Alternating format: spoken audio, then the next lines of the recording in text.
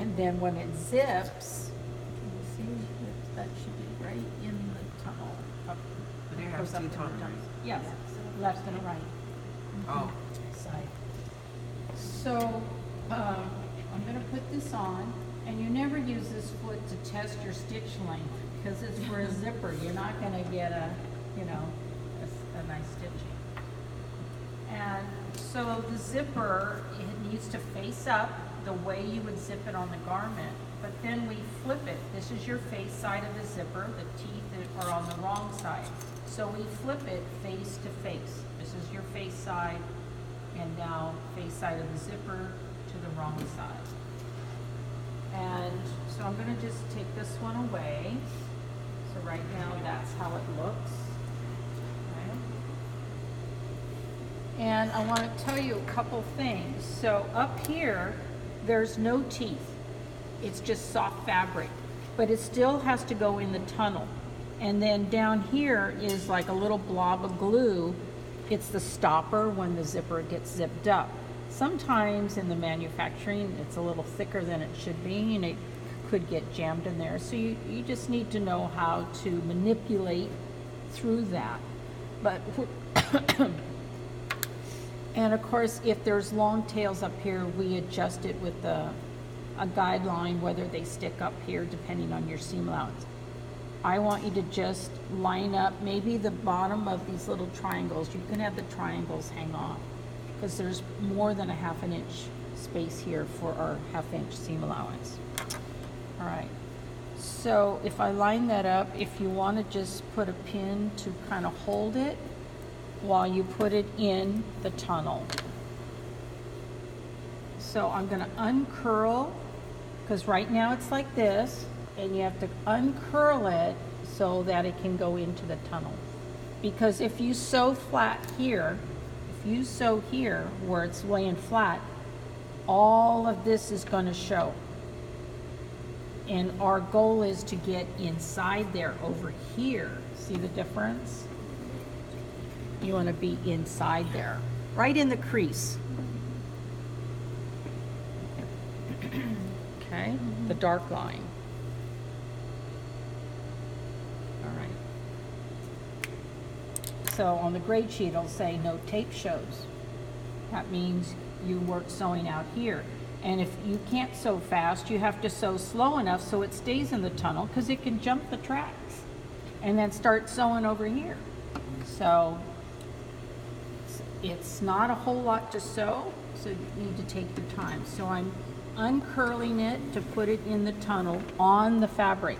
You don't want to start off the fabric. Okay, make sure your thread, see how mine is getting really short, so I'm just going to pull it a little bit longer. I want to start with the long thread so it doesn't pull out. Uncurl it. It's now in the tunnel over here, and I'm going to lower that needle.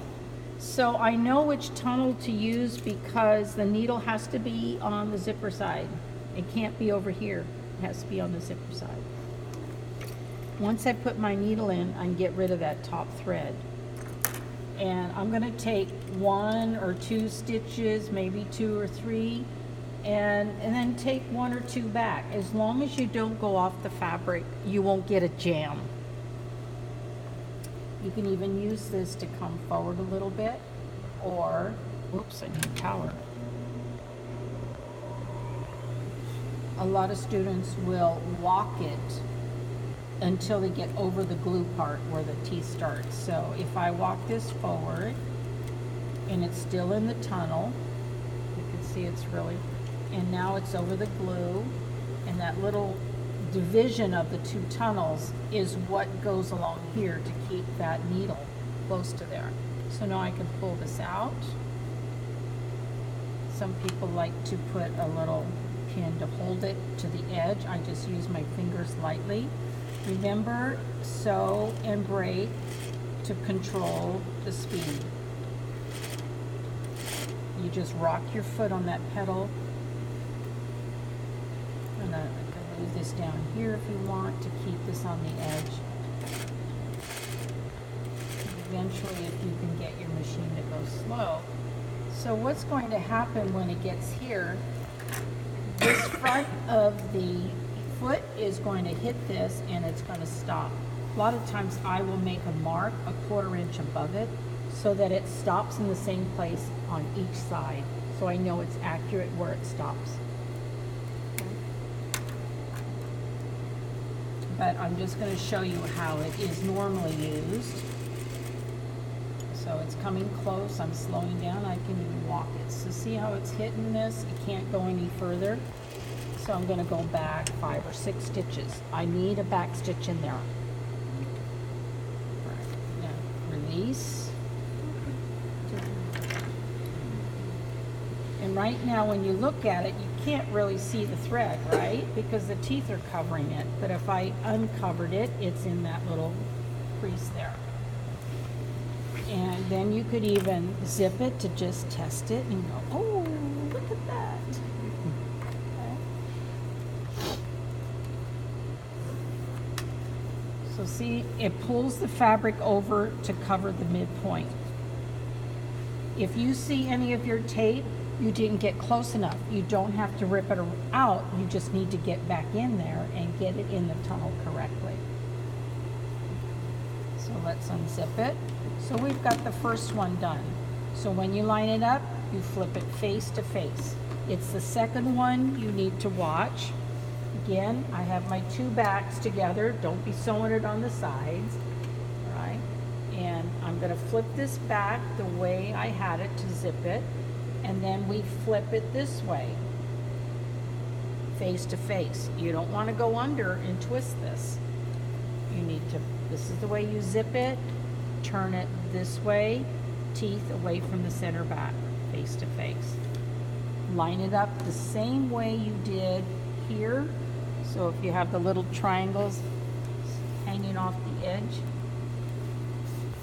I'm just going to pin that while I get this set up. And now I'm going to use the other tunnel.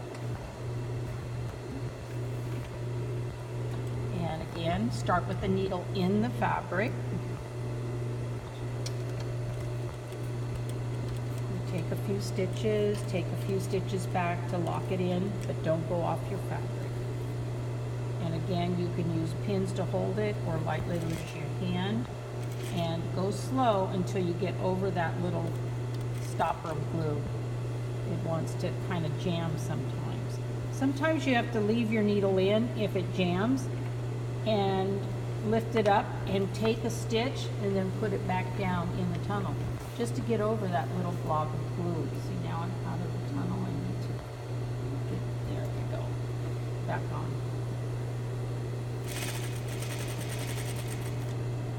Now I can flip this over here just so it's lined up.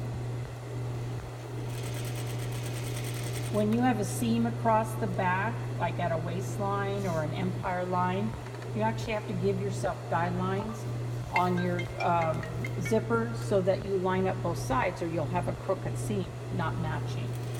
We don't have to do that on this skirt, and that's something you will learn probably in the next class. Okay, so.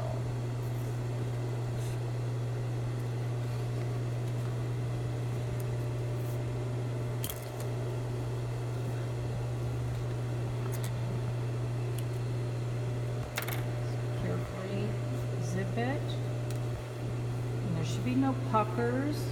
It should be pressed before you put it in, but if you have a little bit of puckering, I'll show you, you can press it from underneath here, but you don't want to press this flat. It's supposed to be a soft fold. Okay, so next is sewing our seam down here.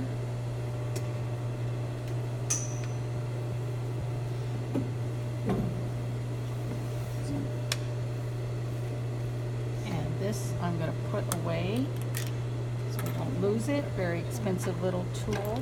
And now we're going to use the skinny zipper foot with the little hole on the right side. Put that on. Okay. So now what we need to do is sew the back seam from here to our open slit here. We don't want to try to connect here. I don't want to try to get in here to connect. I want to actually be over, here's the bottom of my stitch line.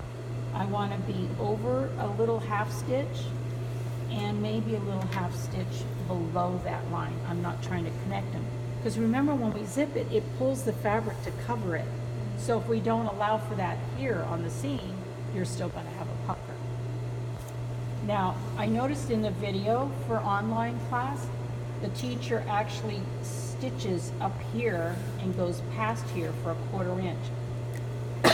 Some directions show that, but I find that when students do that, it ends up having a pucker on this side. So I start below it, so you're not forcing a connection. Basically give some space. There's like a half a stitch. If you have thicker fabric, you might have to leave a whole stitch. You'll never see that hole. But I don't try to connect or go above the stitch line. Because now up here you have a stitch line here, and then you have your center back seam over here. So no matter what, there's going to be a tiny bit of a little pucker there. So we have to get these tails out of the way in order to sew this seam. How far do we go down? Because this has to stay open. And if you remember, and you can draw a little cross mark, okay? We have this seam allowance here, right? It's a 1/2 inch. Yes, on the slit, and then we have a 1/2 inch here on our center back. So we need to stop here at that point and back stitch. So I'm going to go back up here. I gave my little guide dot here, you know, came in a little bit, and make sure both layers of your fabric are laying flat. And I have the foot up. I'm going to lower the needle into that little dot. And I kind of push this out with my finger. And now I'm going to just walk it forward. These are lined up. Say maybe 3 stitches. And it should just hold while you go back 3 or to the dot. Okay? And then you can, if you have, as soon as, see it's a little less than a 1/2 inch, but as you come forward, bring your fabric out to your 1/2 inch guide.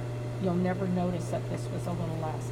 It all depends on the manufacturer of the width of the tape also, and they're making them skinnier and skinnier. So you could make 3/8 of an inch seam allowance instead of a 1/2, but we just adjust it. So you can see, and I'm off my dot a little bit. I'm a little farther away than I want it to be, but let's see what happens. So I'm just going to go down and stop and back stitch. Don't worry if you go over 1 or 2 stitches, it's okay. And you can change the foot if the fabric was difficult to work with by leaving the needle in and changing it. We don't need to. It's such a short distance to sew this seam. All right, so let's look on the other side and see. Okay, so by the time I press that seam open, that's going to be nice and flat.